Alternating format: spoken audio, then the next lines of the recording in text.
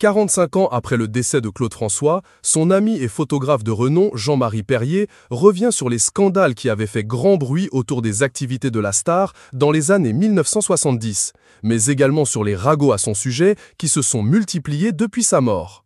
À travers les milliers de tirages que le photographe du magazine Salut les copains a pu faire dans sa carrière, il en reste quelques inédits qui lui servent à documenter ses pensées et exprimer son avis. Ce 30 mars, il a publié sur Instagram une photo de Claude François à Las Vegas dans les années 1960.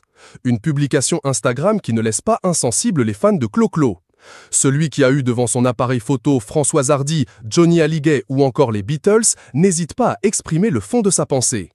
Il faut dire que l'interprète du titre Alexandrie Alexandra a été la cible de plusieurs polémiques qui se sont répandues autour de son magazine Podium créé en 1974. Une revue dans laquelle le chanteur proposait ses propres contenus érotiques sous le pseudonyme de François Doumoulin. Une publication partagée par Jean-Marie Perrier, @Jean-Marie Perrier officiel. Cette pratique suspecte n'a pas laissé Jean-Marie Perrier insensible. Il est vrai que j'ai un peu cessé de le voir quand il a commencé à faire son journal dit de charme. C'était une pâle copie du magazine Lui, et les photos qu'il faisait lui-même cédaient à un voyeurisme primaire. Franchement, ce n'était pas terrible, a-t-il déclaré. Malgré tout, le photographe a tenu à défendre l'honneur de Clo-Clo.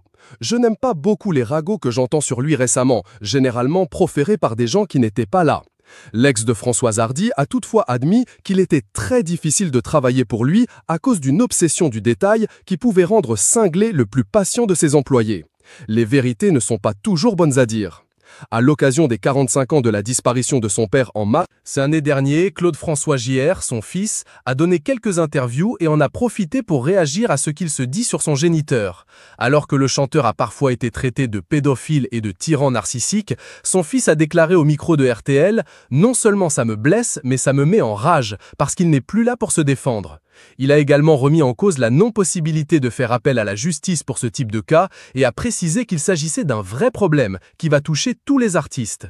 Le message de Jean-Marie Perrier posté sur Instagram reste un formidable hommage au chanteur.